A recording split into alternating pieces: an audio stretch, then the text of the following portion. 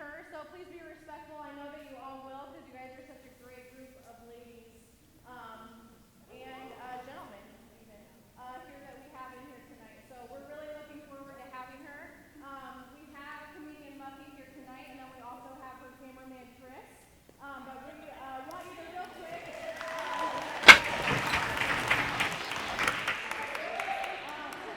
We do want to let you know that Chris won't be filming any of you, so we just want to make that clear. But real quick, let's give just a quick round of applause to our workers that help make this possible. They pop popcorn, they set up the stage.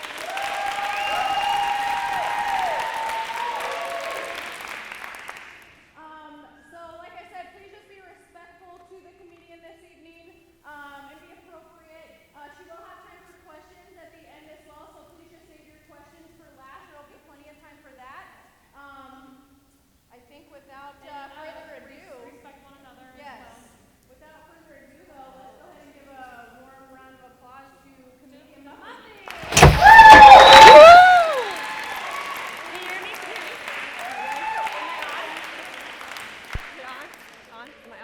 Hello, is it on?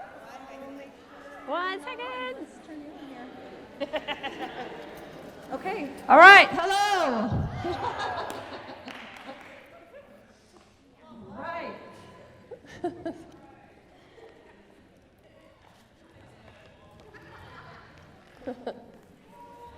Hello, ladies. I am comedian Muffy. I am so happy to be here. How are you all doing? Woo! Happy New Year.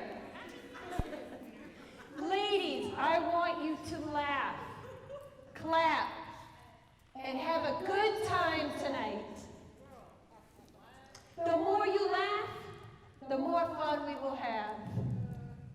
So relax, enjoy. We are going on an adventure together. I'm here to make you laugh. Even if I'm not funny, laugh. Oh. Laugh with me, laugh at me, laugh at each other. Because laughter is the best medicine. Plus, laughter is contagious, right? I'm going to tell you some stories about my life, only to give you some inspiration from my perspiration. Tell you about my life. But my only and ultimate goal is to leave you and give you hope. But I do not plan on really leaving you. This is just the first time that we are meeting. You are all very special to me. We will talk about that at the end of my performance, and I will have time at the end, like they told you, for questions and answers. So hold those for the end. I told your warden I would only perform clean comedy here. Your warden, Cheryl Dumb, ladies, is one of the best, if not the best, in this country for women's prisons.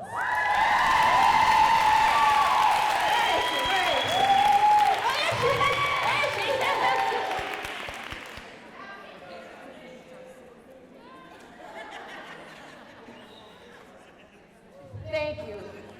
I heard her speaking on a national radio program this fall, in October, on my radio when I was coming home from work. So I reached out to her. She was kind enough to allow me here today. Thank you. Your two activity specialists, Amber and Darcia, have been fantastic, correct?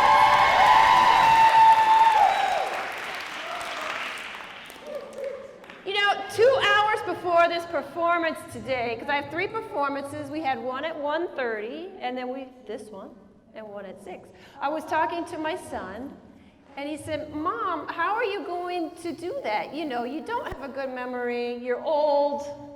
How are you going to put on a 1-hour show 3 times, Mom? And I said, son, I have a trick up my sleeve. I have some note cards. So that's what these are, okay? So these are to help me. But, ladies, this is your New Year's celebration. A new year is great. New anything is great, except herpes.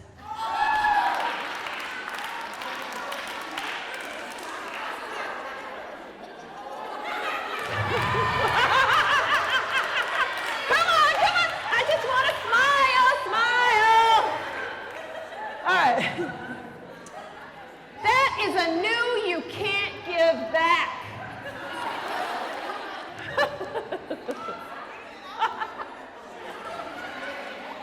And it is a new, I like that. She's thinking about that. And it is it's a new that keeps on giving. She says.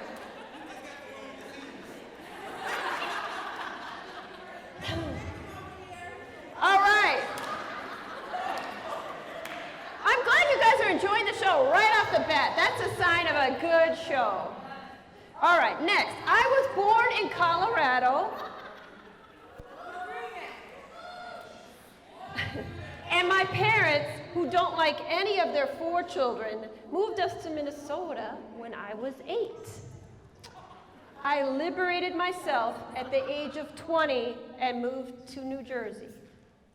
I live there now and work in New York City.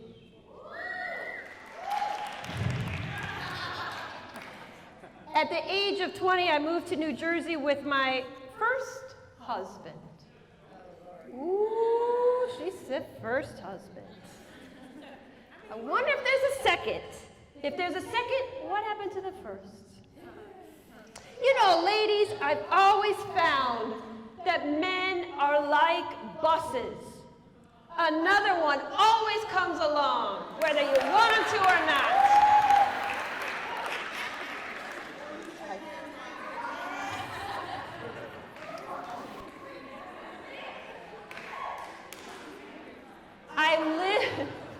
I live and work on the East Coast. Iowa and Minnesota are the Midwest. That's us, Midwest. You and me, Midwest. And I'm on the East. Okay. There are some differences in the people. The biggest difference is that the good folks in the Midwest, you and me, we don't complain.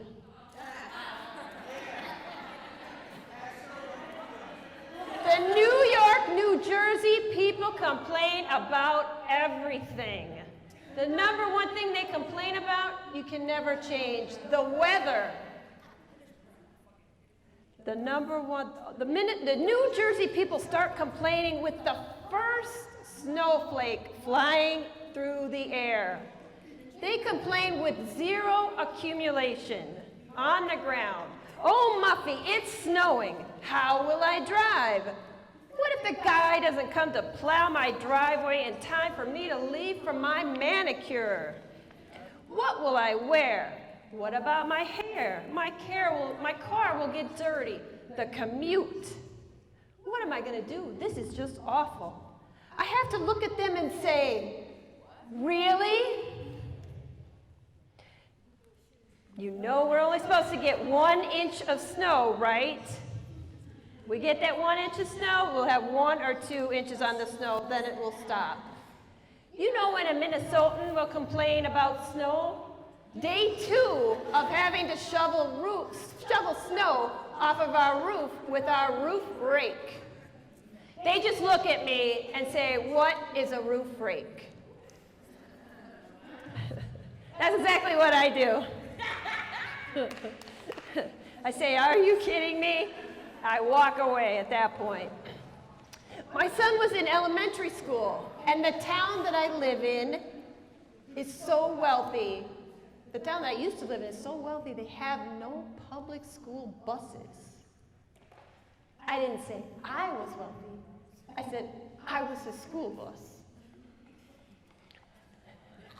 What?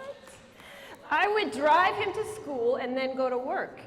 So one winter morning, I got up, I noticed 3 to 4 inches of snow on the ground, max. So like every single mom from the Midwest, I shoveled the driveway, got my son ready for school, myself ready for work, put him in the car, and drove to school. I even arrived early. That's right. A police officer pulled up next to me, to my car. "What are you doing here, lady?" "What am I doing here? I'm taking my son to school. Where the hell is everybody else?" He said, "Lady, the school is closed." I said, "For what?" He's like, "This snowstorm." I said, "You are kidding me? You people don't know what snow is." Can you imagine if they closed the schools here in Iowa every 3 to 4 inches of snow? There would be no school every winter. Ladies, if you come to New York City, I need to prepare you. In Iowa, there are men and women, right? Well, next month, in New York City, people born in New York City who do not identify as male or female can have a third gender category on their birth certificate of X. This is true. It's true. It starts in January. So be careful when you visit. It's now him, she, he, they. They is the new expression of X, gender neutral. That's right. It made me wonder, what if two gender neutral people are in a bedroom to hang the curtains? No, they're in the bedroom to have sex with one another. We don't know if there's 4 boobs in the room, 2 boobs in the room, no boobs in the room.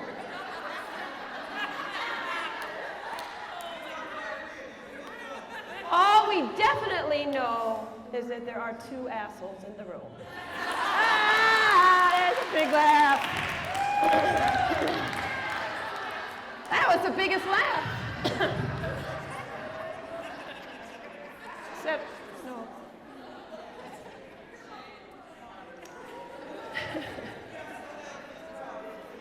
So I know that I'm in Iowa in December.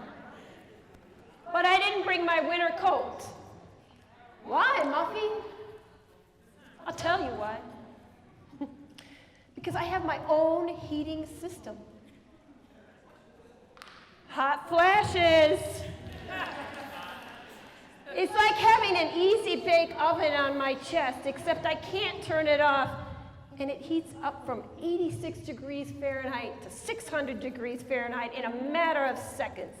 And I experience this all day, every day. Any of you ladies get hot flashes?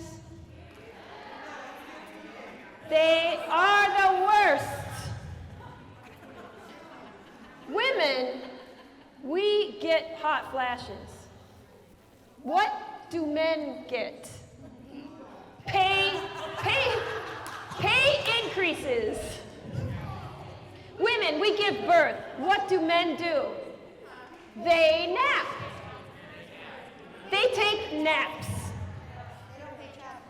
I was in labor with my son for 3 days. What did my husband do? He went home, had a nap, had something to eat, then he had another nap. I didn't get to eat. I didn't get a nap. It really was 3 days, and in 2 days, it is the anniversary of my labor, or what my son likes to call his birthday.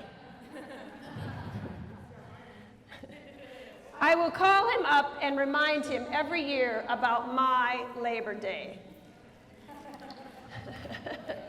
How many mothers do we have here? Raise your hand. You've given birth. Raise your hand if you've given birth, raised children, raised other people's children, taken care of anyone, Congratulations. That is all of us.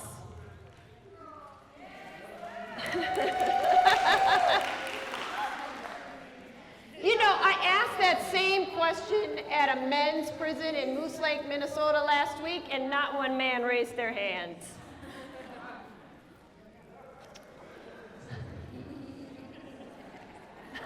Just a laugh. Ladies, I want to share part of my real life with you so you know I am real. My real life. I have made mistakes. And if I can live my dream, there is hope for absolutely everyone. My choices in life had led me down some interesting paths. I do take full responsibility for my life and my choices. I have learned that absolutely, without a doubt, the only person you can depend upon is yourself.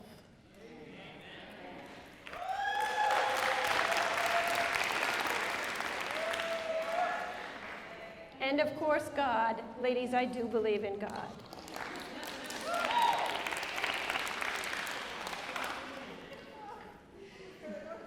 Betrayal has been the predominant word of my adulthood.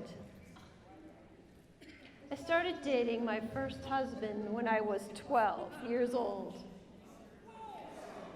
12. We met in Minnesota. Like I told you. I married him when I was 20 and we moved to New Jersey. At 28, I was pregnant with my son. And when my son was 10 weeks old, I was following my 3 months of bed rest after my husband was about to earn his master's degree that took us 5 years that I helped him with. He looked at me while I was suffering from a yeast infection in the breast milk. Yes. He looked at me with the 10-week-old and he said, Muffy, do you think we could be friends if we got a divorce?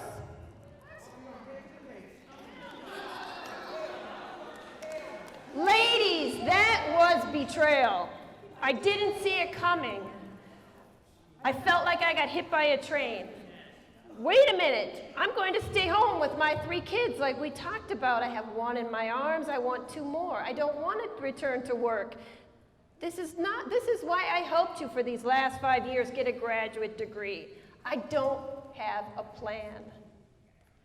You obviously have a plan. Ladies, we got divorced and I went back to work and I was a single mom with 1 child and I only got 1 child. And it was really hard surviving on my own in New Jersey, taking care of my son. I'll answer your questions at the end, sweetheart. Taking care of my son, but I did it. My family didn't help, not 1 ounce. No one did. I did everything myself.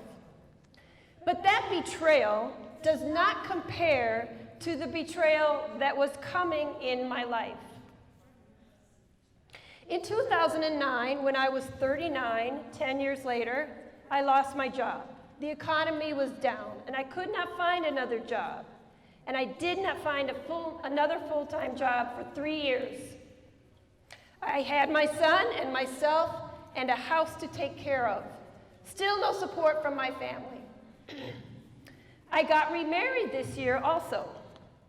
I married this cat because he claimed to have a lot of money. And I, being unemployed, needed a lifeline. I allowed him to take me on a roller coaster ride of bullshit for the next 6 years until I wised up. However, one day my son's father was really late picking him up. I was super stressed out due to my unemployment and the mistake of my second husband. and I turned my son over to his father, saying, "You are leading a playboy lifestyle. Why don't you try raising our son? Take him and all of his belongings, and you raise him." Ladies, I made a mistake in that moment that I paid for tremendously. This prompted him to start a court case for custody.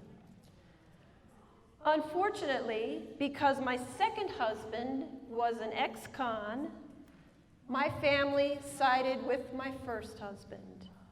Everyone in my family, brother-in-law, 2 sisters, brother, father, and mother, all wrote letters to a judge supporting my ex-husband gaining custody of our son, and then supporting his move to another state.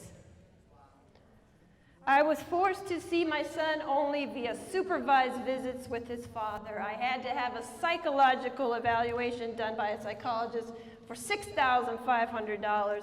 I spent so much money on lawyers that I didn't have. Remember, I was unemployed. Talk about kicking you when you were down. I remember applying and receiving food stamps, heating my house by turning on the stove for heat.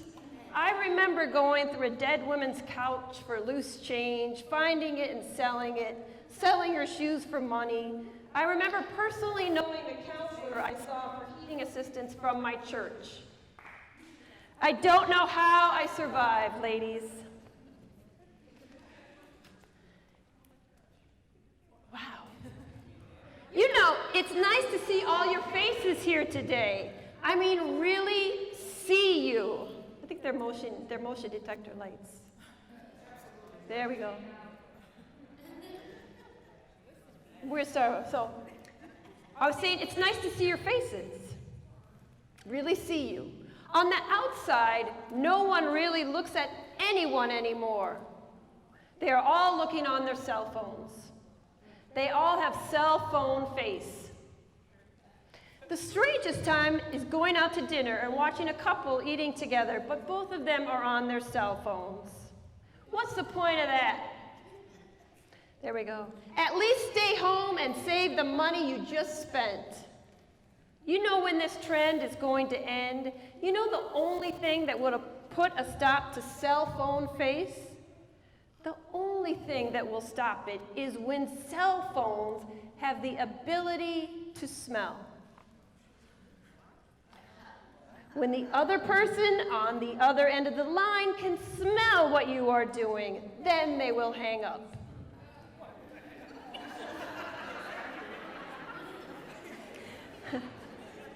I was in New York City's biggest train station, Penn Station, one time in the ladies' room in my stall, and I had to listen to the woman in her stall next to me on her cell phone. It was so rude. But she didn't care. Now, when our cell phones can smell, the guy on the other end of the line can smell what she's doing in that bathroom stall. She will have to put her cell phone down while she's in the bathroom. Can you imagine the conversation? "Oh, baby, where are you?" "Honey, I'm just on my way to work. I stopped up in Penn Station." "But where are you?" "Honey, I'm in the bathroom." "But what are you doing?" "I'm just doing number 2. "Honey, it smells. You know what? Call me back never." Now, you know, ladies, all you know, cell phones are here to stay. There's other technologies that are also here to stay. Men have been ordering robot women to have sex with for $6,000. And in Europe, there's even a robot brothel. You know what women have to say about this? Good. Who cares? Less for me to worry about. Now I have more time for me. Let the men have sex with their robots. The manufacturers of the female robots wanted to make more money and expand their distribution. So they asked the women what they wanted for their male robots. Do they want a hairy chest, No hair on the chest, long legs. And all the women said, I don't give a damn about what the robot man looks like. I need a robot man that can suck. Really suck up my carpets. Do the dishes, do the laundry, and take care of these children. Ladies, I cannot wait to become a grandmother. How many grandmothers do we have? What about great-grandmothers? Great-grandmothers. There are some in the back. Do you know the reason that grandchildren and grandparents get along so well? Because they share a common enemy. I think I'm going to say it again. Do you know the reason? This is a joke you all can use on other people. The reason grandchildren and grandparents get along is because they share a common enemy, the parent. Get it? Okay.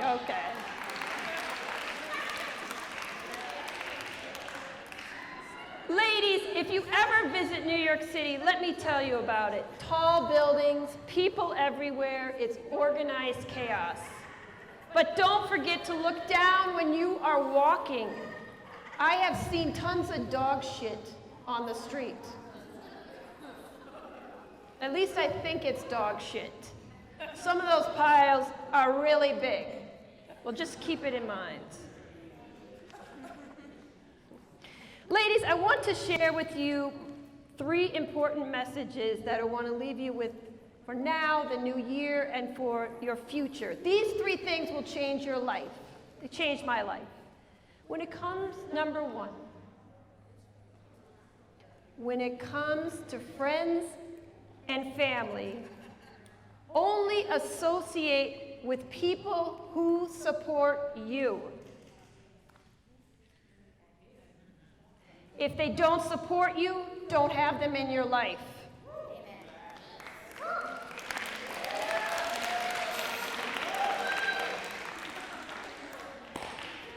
It took me 48 years to learn this lesson. And I have chosen to not associate with my family, and I made this decision in counseling. I have ended friendships, toxic relationships. It doesn't matter who it is. End it. Keep it out of your life. Number 2, do something creative to get the crap out. Do something creative to get the crap out. Write music, write songs, play an instrument, make jewelry, make stained glass windows, poetry, create. Use your imagination. There's a woman here who paints, sells her paintings. Mary Kathleen Kathy Tyler, is she here?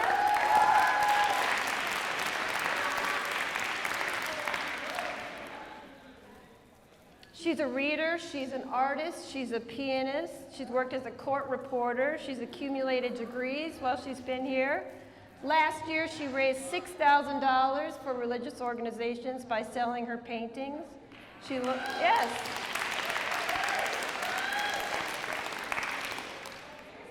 She's a pianist for the Catholic Church.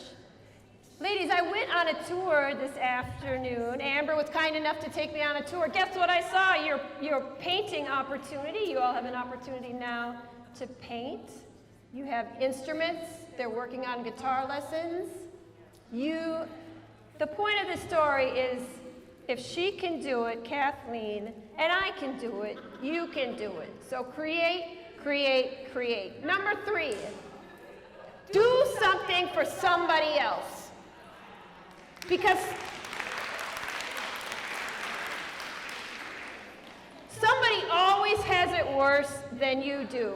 Do something to lessen someone's burden. Oh, Muffy, what can I do? I'm going to give you one tip. Smile.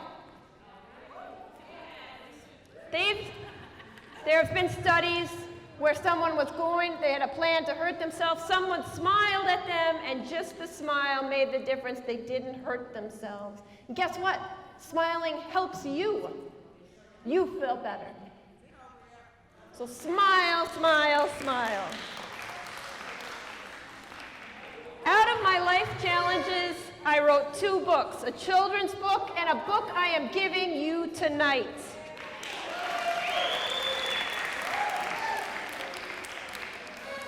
This book has my contact information, and I'd like to keep in touch. Today is just the first time we are meeting. It's just the beginning of our relationship. Read my book. Remember my 3 pieces of advice: success. Share your success, your struggles, your failures with me. If I can help you in prison or out of prison, I will. I'm serious. Welcome.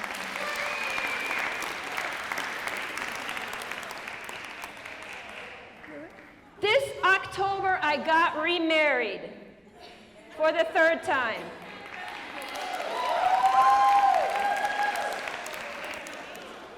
I dated this cat when my son was 2 and 3 years old, but we reunited and got married by Elvis in Vegas. I'm doing better. My husband's doctor called me the other day and told me he had to give my husband a shot in the neck due to a large, excruciating pain he had been experiencing. The doctor said it was the only way to give my husband some relief. And she had no idea where this pain was coming from. Muffy, do you have any ideas? I said, hold on, doctor. I'm going to conference in my proctologist because in addition to my husband's pain in his neck, we need to discuss this gigantic pain I have been experiencing in my ass.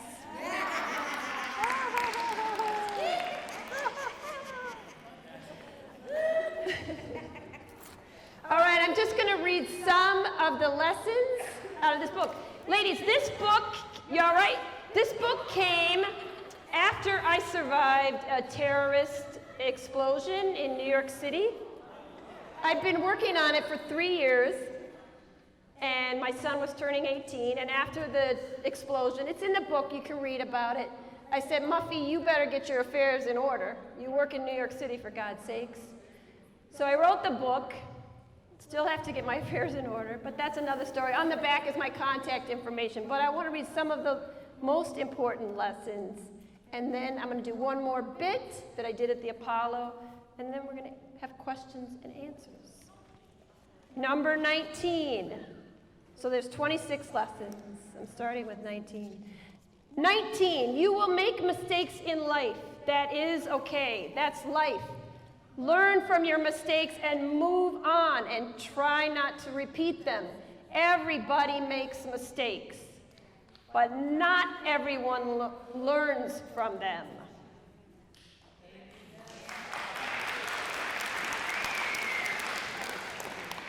Confront your problems with guts. Don't stay stuck. Deal with your demons or your demons will deal with you.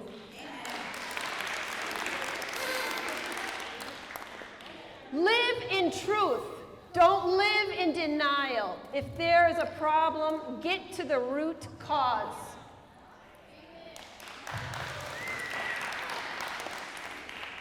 If you need medical or professional help, get it.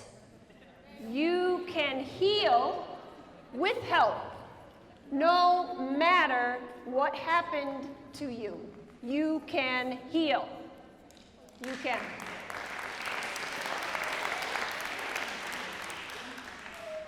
Three and 4. These are the last 2 I'm going to read.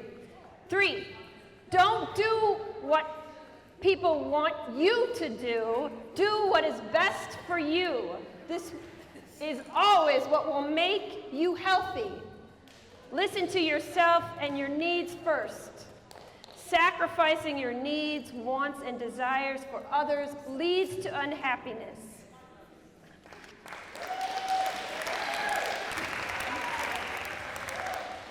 The truth that most people don't understand is that you can create your own reality and life. If you ask the universe for something and work towards it, it will happen. You don't know when, but if you have no fear and only have belief in yourself, your goals and your dreams, it will happen. The right people and things and ideas will come into your life. It will happen exactly when it's supposed to happen. Along this journey, be able to change and adjust, learning as you go. Your dreams and goals will change. The point is for you to never give up, never stop. Rest if you must, but don't you quit. Ladies, me being here today, right now in front of you, is an example of that. I have been working for 1 year asking prisons across the country, prisons and jails, to come and speak. This is the first opportunity that I have had.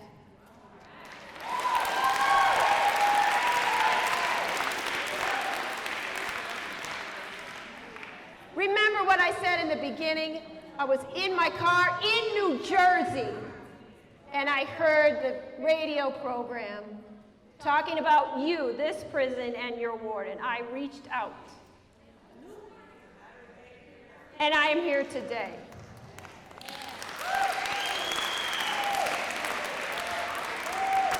All right. This next bit I did at the Apollo Theater in Harlem in New York City. The Apollo Theater is a black theater, so I fit right in, right? That's a joke. It's one of my dreams to perform at the Apollo because Richard Pryor is my favorite comedian. He's a blue comedian, I'm a blue comedian. Blue comedy is sexual, swearing, you know, the really fun stuff. But I'm cleaning up my act. And another one of my goals, like I told you, is happening right now. So I have cleaned up my act in order to come to prison.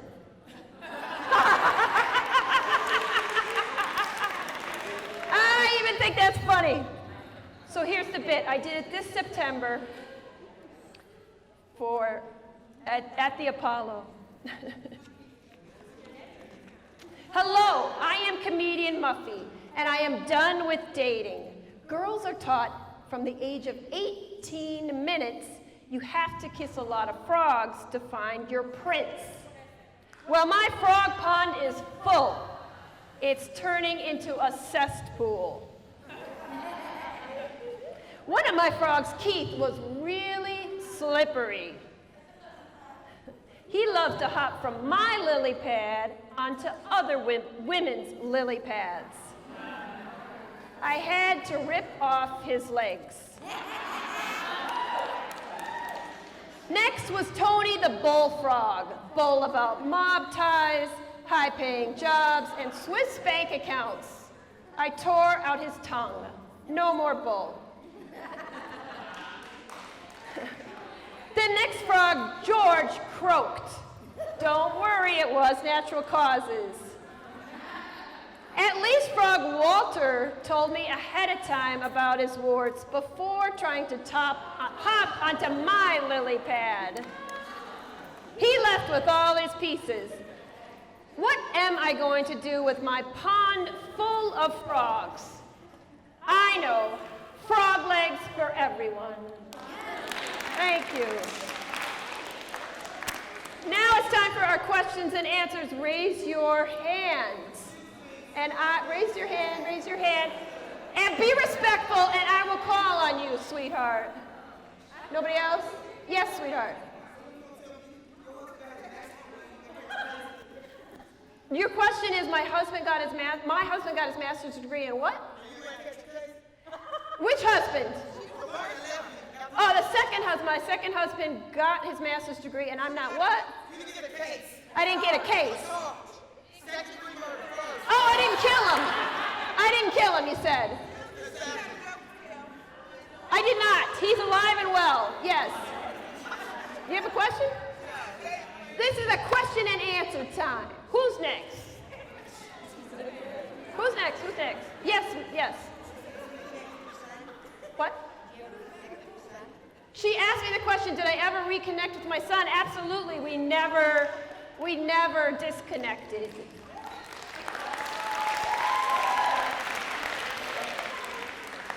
It's his 19th birthday on Friday.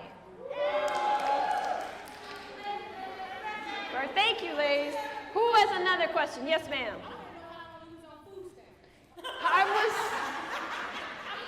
I was on food stamps for 3 years in New Jersey. So they're nothing. What? The show's not over. Who else has questions? Did I sell any? I needed them to eat. Who has real questions?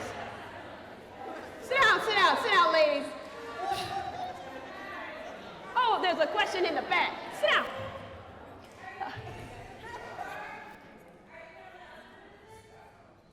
I would love to go to other prisons, men or women's prisons. I am working on that. What do you guys think? You think I could? Yeah. Heck yeah. Thank you. Who has another question? Yes, ma'am. Well, it's public radio. It's on the radio. What station?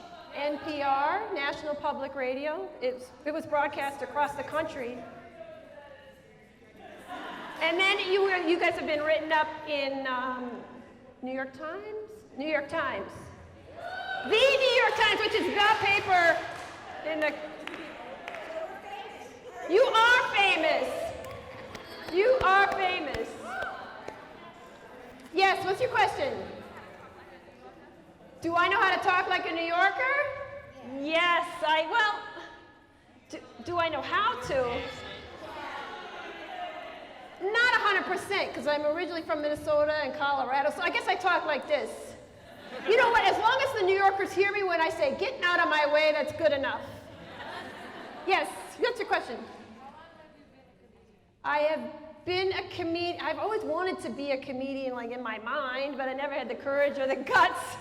I wrote for 1 year, just in home, like every morning before work, I'd get up and write. And then after that, I took some classes. But my first performance was in 2017, in June of 2017. I did a 9-minute bit. So since 2016, I would call myself a comedian. But on the stage in 2017, yes. What's your real job? Yes, I do have a full-time real job. I work for New York City government in public health, and I work for the public hospitals of New York City. We take care of everyone.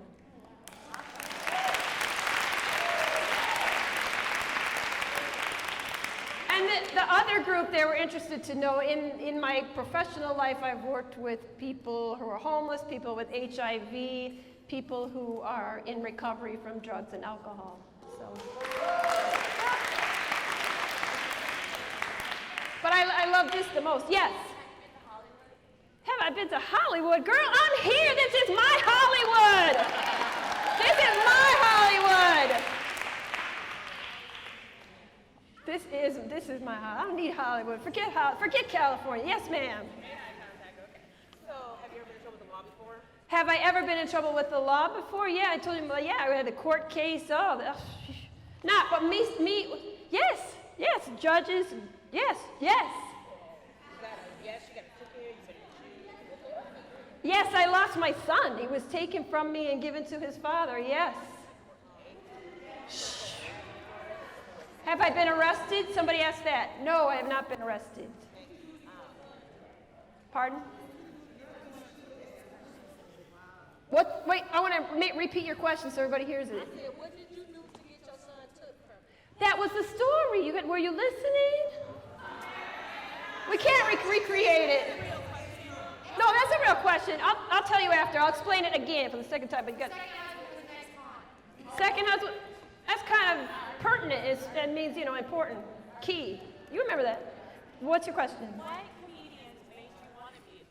What comedian made me want to be Richard Pryor, George Carlin.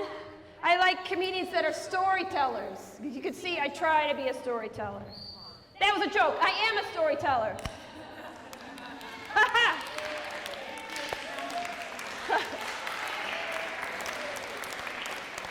We're done. Okay, we're done. Thank you. Keep in touch. Get the book. Don't forget the book. Get the book. Get the book.